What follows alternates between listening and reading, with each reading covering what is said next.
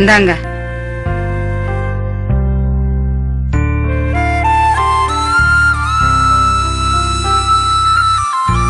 என்னங்க, எனக்கு என்னமோ சம்மந்தி அவங்கதான் ஆளை வச்சு அடிச்சு. நீ என்னடி அதையே சொல்ற? நல்லா சொல்றேன்ல, கண்ணு முன்னாடி பார்த்தேன். லாரி டிரைவர் போலீஸ்ல சரண்டர் ஆயிட்டாரு. மறுபடியும் நீயே அதையே பேசிக்கிட்டு இருக்க? இல்ல, முத பண்டாட்டிய கொலை பண்ணிட்டாங்கன்னு சொல்றாங்களே. சொன்னதெல்லாம் யாரு? யாரு? நமக்கு ரொம்ப வேண்டியப்பட்டவங்க. மாப்பிள்ள கொலை பண்ணதை என் கண்ணால பார்த்தேன்னு எவனாவது சொன்னானா? இல்ல இல்ல பரமோ, இங்க வா. உன் தலையில மண்ணு வாரி கொட்டத்தான் அந்த குடும்பம் ஒவ்வொருத்தரையா ஏற்பாடு பண்ணி அனுப்பிச்சுக்கிட்டு இருக்கு. மாப்பிளைய உன் அக்கா எப்படி பேசினா பாத்தீங்களா?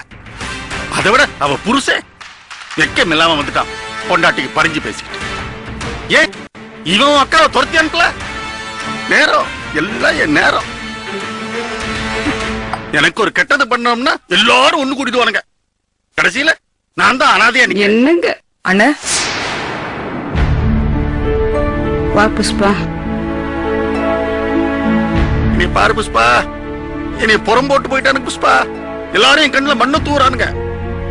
அந்த சொக்குக்கு நான் அப்ப என்ன குடும்பம் பண்ணேன்? விரட்டி விரட்டி அடிப்பா. அப்படி எல்லாம் கேள்விப்பட்டுதான் வந்திருக்கேன். கேள்விப்பட்டியா? உனக்கு எப்படி தெரியும்? உனக்கு ஓதிட்டாங்களா அதுக்குள்ளயும்? என்னன்னு சொல்றீங்க? அதான் அந்த நெல்லி ஆண்டவர் ஆஸ்பத்திரியில படுத்ததுக்கு என் குமார் மாப்பிள்ள தான் காரணம்னு காம வந்து சொல்றாள. இல்லையே, சம்மந்திக்கு ஆக்சிடென்ட் ஆகி ஆஸ்பத்திரியில சேர்த்துருக்காங்கன்னு சொன்னாங்க. அட போ புஷ்பா, அத அந்த சொக்கு கரெக்டா என் குடும்பத்துல வந்து கோத்து விட்டான். என்னன்னு எப்படி சொல்றீங்க? அந்த ஆளு எவனோ அடிச்சதுக்கு என் குமார் மாப்பிள்ள தான் சொன்னா அந்த தெய்வத்துக்கே அடுக்குமா அது? காம இங்க வந்து கத்தி ஆர்ப்பாட்டம் பண்றா, மாப்பிளைய நேருக்கு நேர் பார்த்து பேசுறா. போதாத்துக்கு அவ புருஷன் அந்த வெள்ளங்காத மூதேவி மூர்த்தி கைய வாங்குறான். ஏன் புஷ்பா, என் மகளை நான் என்ன கட்டி கொடுக்கறதா இல்ல கிணத்துல புடிச்சு தள்ளுறதா? பாருங்க, நான் கேக்குறேன், நீங்க தப்பா நினைக்காதீங்க. இல்ல, உங்களுக்கு அந்த மாப்பிளைய அந்த குடும்பத்தை உண்மையாவே பிடிச்சிருக்கா? இல்ல, என்னடா அது எல்லாரையும் மாதிரி இவளும் இப்படி கேக்குறாளேன்னு நினைக்காதீங்க.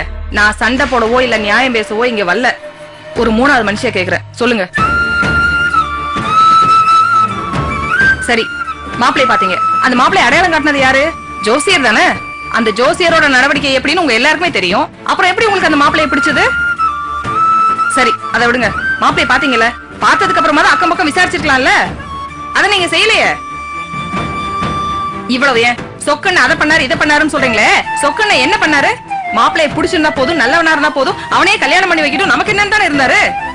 ஆனா அப்ப கூட மனசு கேட்காம கோபியையும் சம்பந்தத்தையும் போங்கடா போய் மாப்பிளைய பத்தி விசாரிச்சுட்டு வாங்கன்னு அனுப்பிச்சு வச்சாரு. இரு, என் பிள்ளைக்கு நான் பார்த்த மாப்பிள்ள அது விசாரிக்க இவர் யாரு?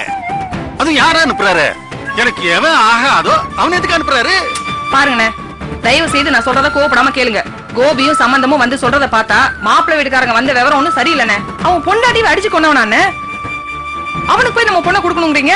பொணத்தோட நெத்தி காசை பிடிங்கி திங்கிறவங்க அவங்க. அது மட்டும் இல்ல, ஊரே அவங்க சங்கத்திலே வேணான்னு ஒதுங்கி நிக்குதான், தெரியுமா உங்களுக்கு? இதெல்லாம் அவங்க சொல்லுதானே நீ என்கிட்ட வந்து சொல்ற?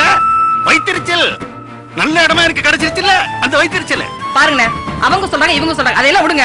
உங்களுக்கு மாப்பிள்ளை பிடிச்சிருக்கு, அது சந்தோஷம் தான். ஆனா கட்டிக்கு போற பரம்பு தானே, அவளுக்கு பிடிச்சிருக்கா நீங்க ஒரு வார்த்தை கேட்டீங்களா?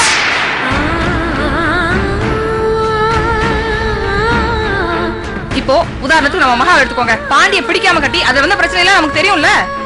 கடைசியில அவங்க கூட சேர்ந்து வாழணும்னு நினைக்கிறப்ப அதுவும் கை கூடாம இப்ப மகாவோட நிலைமை என்னன்னு பாத்தீங்க. இப்ப நான் ஒரு உதாரணம் சொல்லுவா.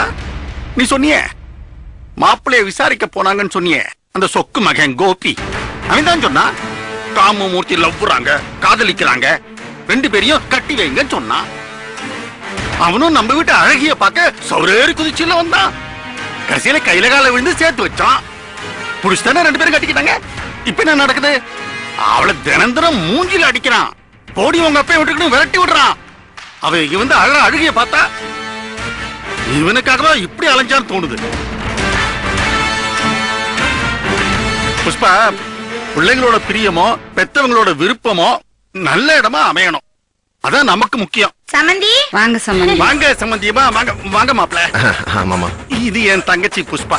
அப்படியா? அந்த தவால்காரனை கட்டி கொடுத்தேன்னு சொன்னீங்களா, அவங்களா? அதென்ன உங்க வீட்டுல எல்லாருக்கும் ஒரே மாதிரி முகமா இருக்கு? சரி, அதை விடுங்க. உங்க மூத்த பொண்ணும் உங்க மருமகனை என் மகனை ரொம்ப தரம்லாம் பேசினாங்க.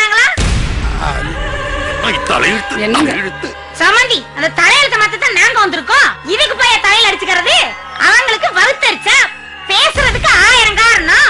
ஊருக்கு பயந்துட்டு உலக ஒதிக்காம இருக்குமா? சம்பந்தி சம்மந்தி நானும் குமாரும் ஓய்ச்சு ஒரு நல்ல முடிவோட வந்திருக்கோம்.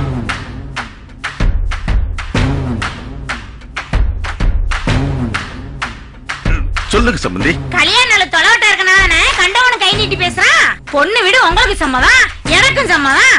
பேசுறதுக்கு காத்துட்டு இருக்கணும். நாளைக்கு மறுநாள் நல்ல மூர்த்த நாள், அன்னைக்கே கல்யாணத்தை வச்சுக்குவோம்.